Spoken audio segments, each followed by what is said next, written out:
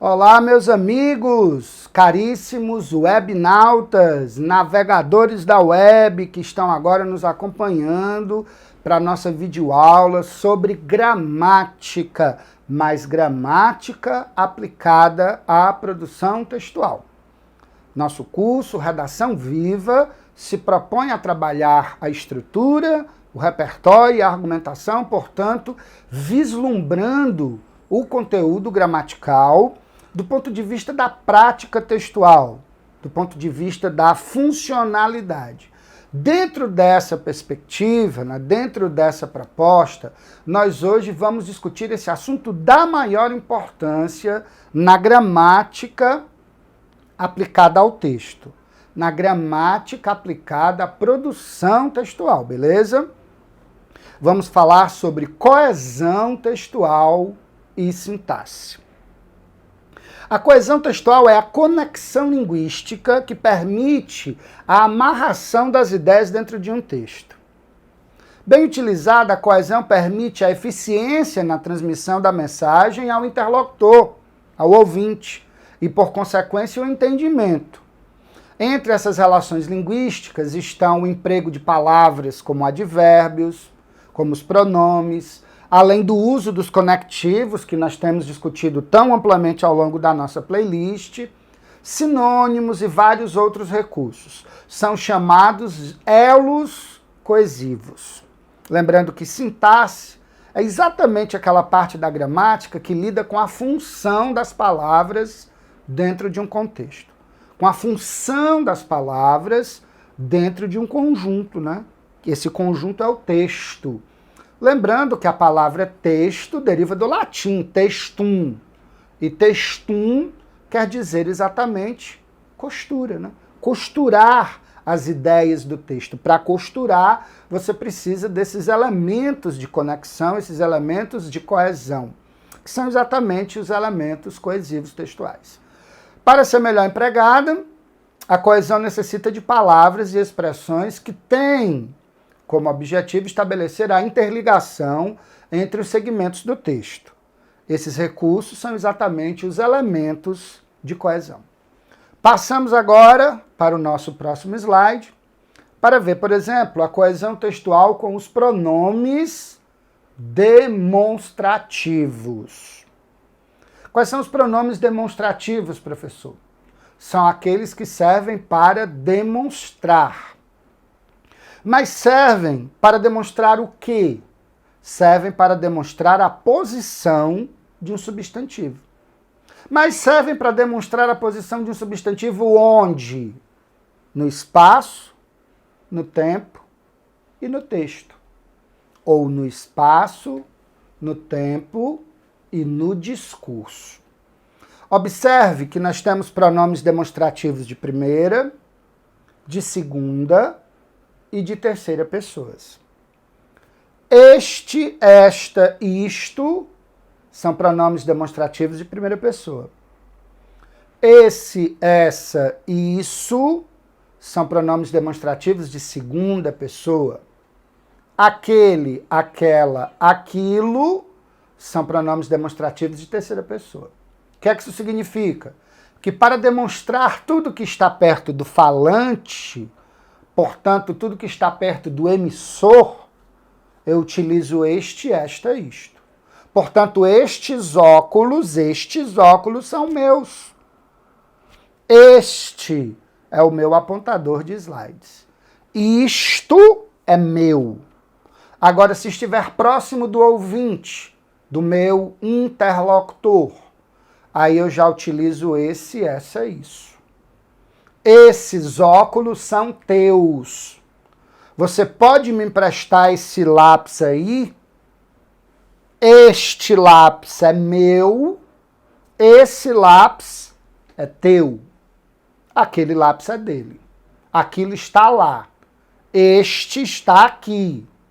Esse está aí. Muita atenção ao uso dos pronomes demonstrativos para retomar, para apontar, para indicar a posição de elementos no espaço. Lembrando que este é meu, este é teu, aquele é dele.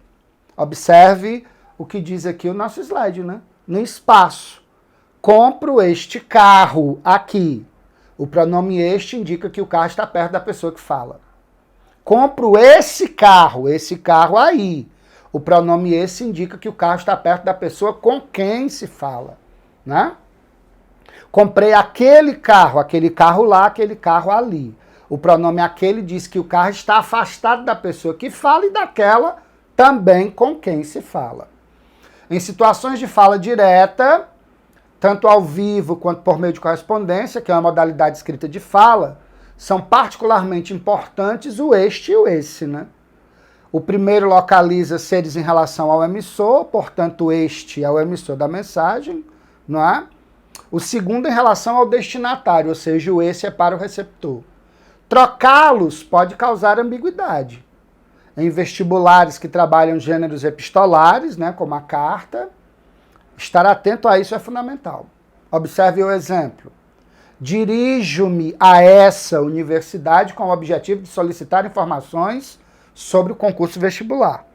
Essa é a destinatária, né, para quem está indo a mensagem.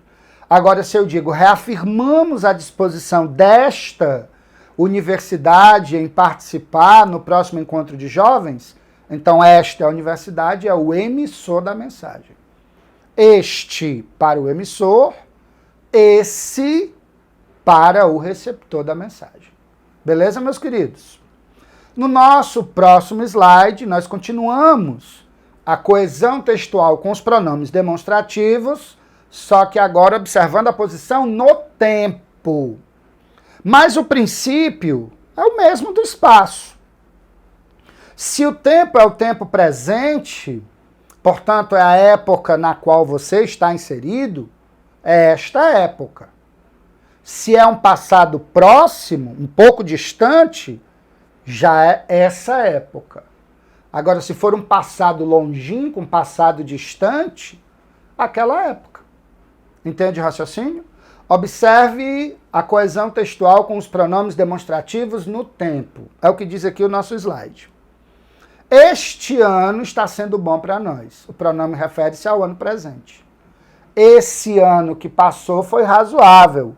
O pronome refere-se a um passado próximo. Aquele ano foi terrível para todos. O pronome aquele está se referindo a um passado distante.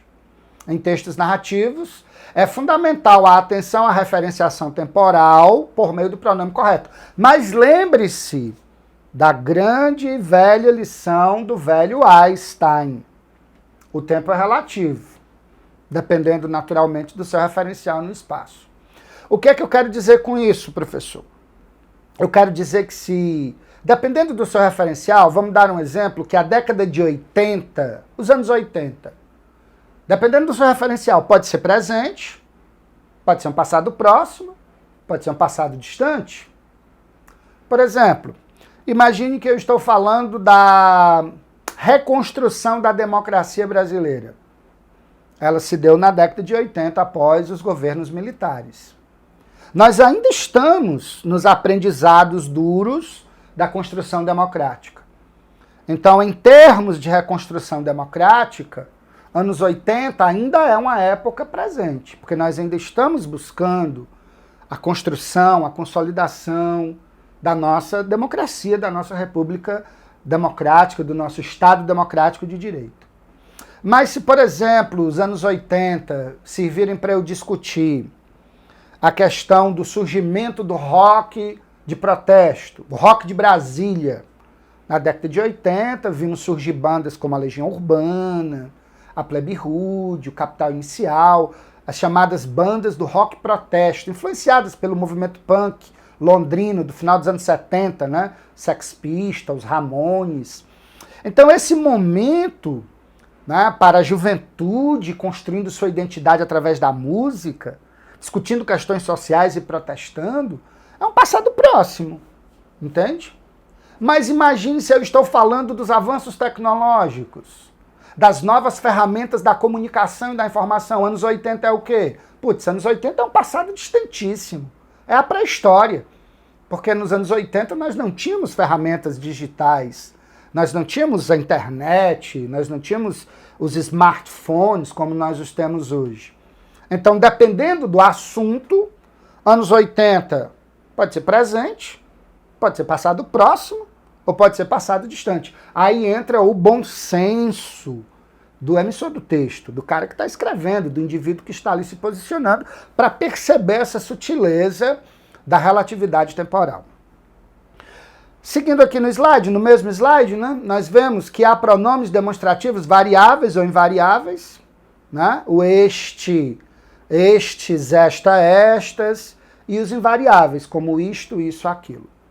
Também são classificados como pronomes demonstrativos o o e o a, quando estiver no singular ou no plural, né, quando estiverem antecedendo a partícula que e puderem ser substituídos por aquele ou aqueles, aquela, aquelas ou aquilo. Por exemplo, não ouvi o que disseste, não ouvi isso, não ouvi aquilo que disseste. Essa rua não é a que te indiquei, essa rua não é aquela, ou essa, ou esta que te indiquei. Aí o o e o a assumem o valor do pronome demonstrativo. No próximo slide, nós temos a coesão referencial e lexical. Quando a gente fala de referenciação, galera, a gente está falando basicamente de fazer referência a algo que já foi apresentado no texto, ou fazer referência a algo que será antecipado no texto. Aí entram dois conceitos importantíssimos. O conceito de anáfora e catáfora. Professor, o que é uma anáfora? Anáfora é quando você usa para o elemento pronome demonstrativo, via de regra, para fazer uma retomada daquilo que você já disse. E você pode usá-lo de forma catafórica, para antecipar aquilo que você vai dizer. Então, quando a gente fala em referenciação, se liga que existe a referenciação anafórica, que é retomar o que já foi dito, e a referenciação catafórica, que é antecipar, né, aquilo que ainda vai ser melhor esclarecido mais adiante. Deixa eu te dar um exemplo. Fome, miséria e desemprego. Isso é uma vergonha. Isso o quê? Isso que eu acabei de dizer. Fome, miséria e desemprego. Isso é uma vergonha. Agora, se eu começo com o bordão, né, com a frase, isto é uma vergonha, 2 pontos. Fome, miséria e desemprego. Eu uso isto é uma vergonha para antecipar o que eu vou dizer. Eu digo isso é uma vergonha para retomar o que eu já disse. Coesão referencial anafórica, retomar. Coesão referencial catafórica, antecipar. Beleza? Fica ligado porque de repente a gente escorrega nesses pronomes e acaba cometendo erros que podem valer pontos preciosos na sua redação. Fica atento a isso, tá? Os mecanismos de coesão referencial e lexical são aqueles que remetem diretamente a outro elemento da malha textual, da tessitura da redação. Tal remissão pode ser anafórica, né? Referente a um elemento que já citado, ou catafórica, ligada a um elemento que ainda será mencionado. Por exemplo, a população anseia por isto, moradia, saúde e educação. Tá vendo? O presidente anunciou medidas que podem afetar alguns direitos sociais. Ó, anunciou medidas, essas medidas, o que retoma essas medidas. Tá entendendo? Essas medidas é o elemento anterior, portanto, uma remissão por anáfora. E o isto é uma remissão por catáfora. Assim, existem mecanismos eficientes, né, para que palavras já escritas não precisem ser repetidas. Esse é um dos objetivos da utilização dos elementos de coesão. Evitar o empobrecimento do texto. Evitar a repetição desnecessária de elementos no texto. Ok? Eles tornam a leitura do texto mais agradável. O autor, ao usá-los, demonstra um apropriado domínio vocabular, domínio sintático. Isso pega muito bem na computação da nota final do seu texto. Ok? Agora, no próximo slide, que nós vamos mostrar, nós temos a coesão por elipse. Elipse é uma figura que consiste na omissão de um termo para evitar que ele seja repetido. Mas esse termo omitido pode ser facilmente identificado dentro do texto. Beleza? Deixa eu te explicar. Eu tenho que dizer isso, galera, porque existe uma diferença entre elipse e zeugma. A zeugma também é uma figura de omissão. Mas na zeugma, você vai omitir um termo que já foi mencionado para evitar que ele seja repetido. Na elipse, você está omitindo um termo que pode ser identificado pelo contexto. Deixa eu te dizer, nós, brasileiros, homens do amanhã. Observe que ao dizer nós, brasileiros, homens do amanhã, eu estou omitindo o verbo ser. Nós, brasileiros, somos homens do amanhã.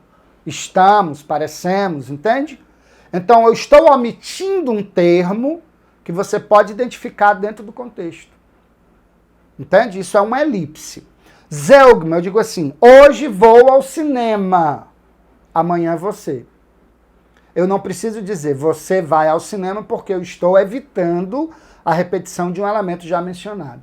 Se eu digo hoje vou ao cinema, amanhã você, eu estou omitindo você vai ao cinema porque é desnecessária essa repetição.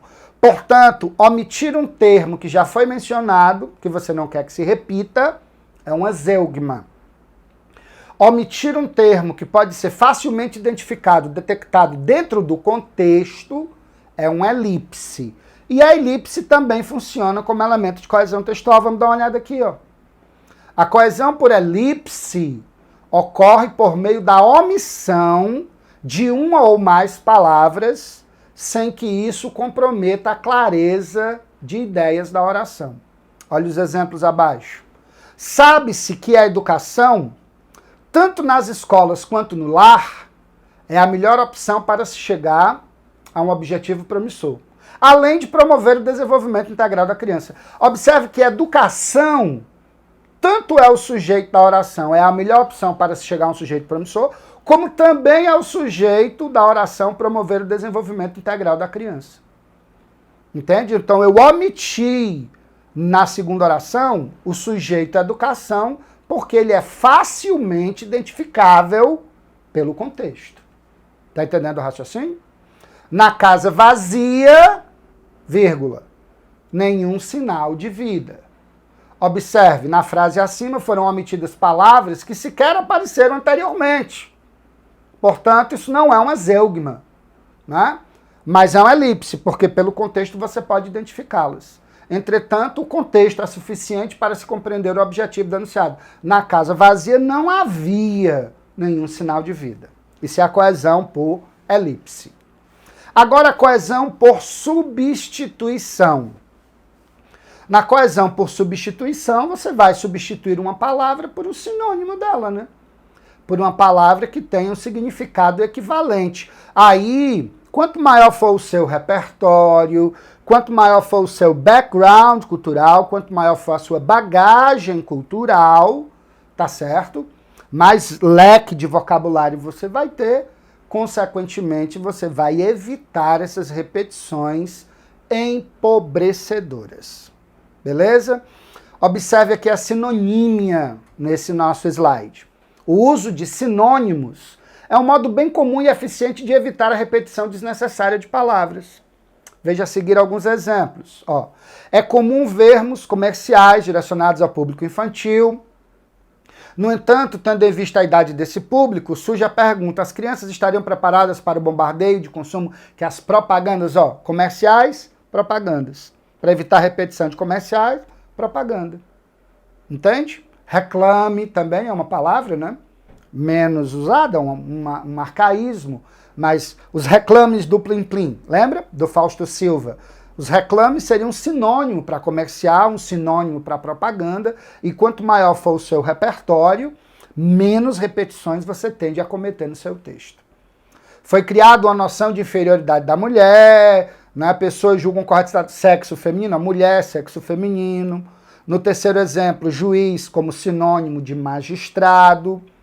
Houve época, nas tradições hebraicas, em que se associava a figura do juiz à do Criador do Universo, quando o magistrado obrava, fosse por uma palavra, com inteireza, sua sentença. Ao trocar a palavra juiz por magistrado, eu estou trabalhando aí com a sinonímia, ou coesão por substituição. No próximo slide, a gente tem a coesão por substituição com os hipônimos e os hiperônimos. Atenção para isso, galera.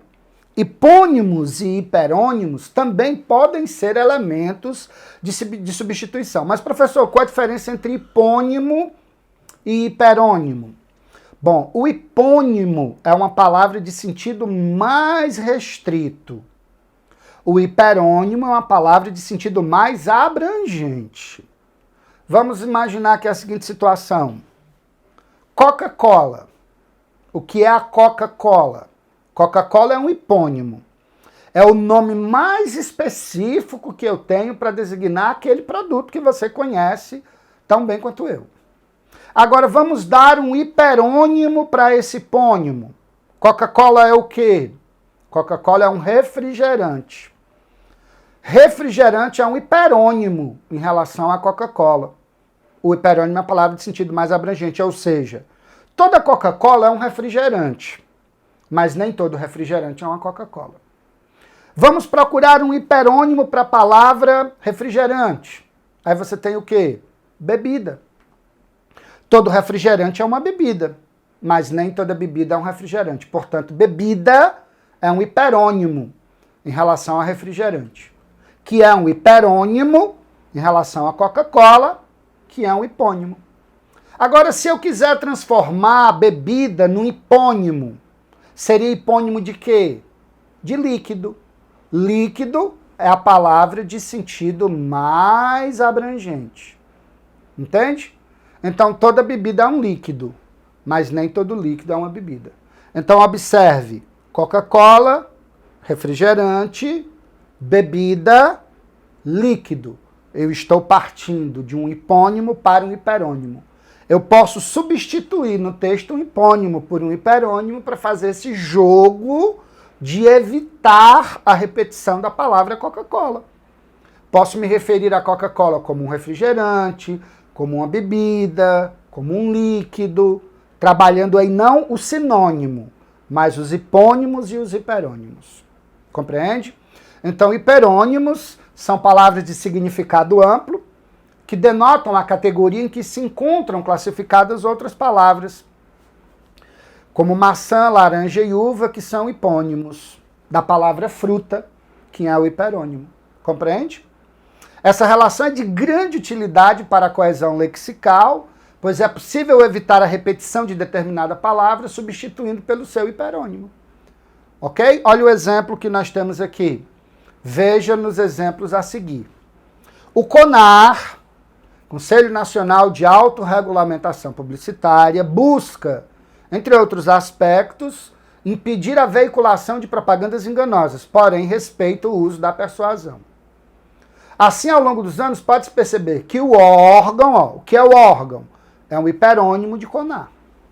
Está entendendo o raciocínio? Para evitar a repetição de CONAR, eu usei uma palavra de sentido mais abrangente, que no caso aí é a palavra órgão. Olha esse outro exemplo. Infelizmente, não mais se vê com frequência nas matas, nordestinas, o canário da terra. Hoje esse pássaro está quase em extinção. Canário da terra é um hipônimo, pássaro é o hiperônimo. Beleza?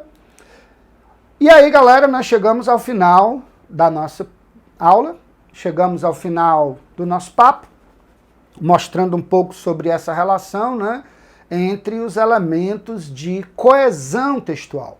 São os elementos que podem garantir a boa amarração do seu texto, a boa conexão entre as partes, a boa conexão entre as ideias que você está produzindo. Então é interessante nós termos essa percepção da coesão para manter o texto coeso para manter o texto progredindo, num crescendo da apresentação da tese, passando pela defesa até a conclusão, onde você vai fazer essa tessitura, essa costura, observando exatamente todos esses elementos coesivos, todos esses elementos que estabelecem a correta conexão, a correta amarração entre as partes textuais. Fica ligado aí ao que nós discutimos, né, nesse assunto importantíssimo, falando um pouco sobre os pronomes demonstrativos, falando um pouco sobre anáfora e catáfora, sobre coesão por elipse, não confundindo elipse com zeugma, a coesão por substituição, seja por um sinônimo, por um hipônimo ou hiperônimo, e assim você vai exercitar a sua produção textual, utilizando os elementos gramaticais como o que de fato eles são. Ferramentas, instrumentos a serviço da minha proficiência de escrita. Então, para que eu escreva bem, eu tenho que ter naturalmente o domínio gramatical das partículas coesivas, das partículas que estabelecem conexão entre as partes de um texto. Ok, meus queridos? Então, nós concluímos aqui a nossa playlist de gramática aplicada ao texto, de gramática aplicada à produção textual, como parte do nosso grande projeto de redação viva, de entender que um texto é algo que pressupõe o conhecimento da estrutura, do repertório e da argumentação. E nós estamos falando aqui sobre os elementos estruturais, os elementos que garantem a correta amarração na malha textual. A todos vocês, meus queridos, um fortíssimo abraço. Espero que esses vídeos tenham sido úteis para a sua formação de escrita, para o seu conhecimento, para a sua compreensão da gramática como um importante auxiliar para a produção textual. Ok? Nos encontraremos muito em breve para mais discussões envolvendo a nossa bela língua portuguesa, seja nos seus aspectos de produção textual, interpretativos, literários, mas estamos sempre à disposição para levar até você o conteúdo de forma remota, da melhor maneira possível, com a maior qualidade com que nós podemos produzir. A todos vocês que nos acompanharam ao longo desses vídeos, um fortíssimo abraço e até o nosso próximo encontro. Valeu, galera. Tchau, tchau e até mais. Fiquem com Deus.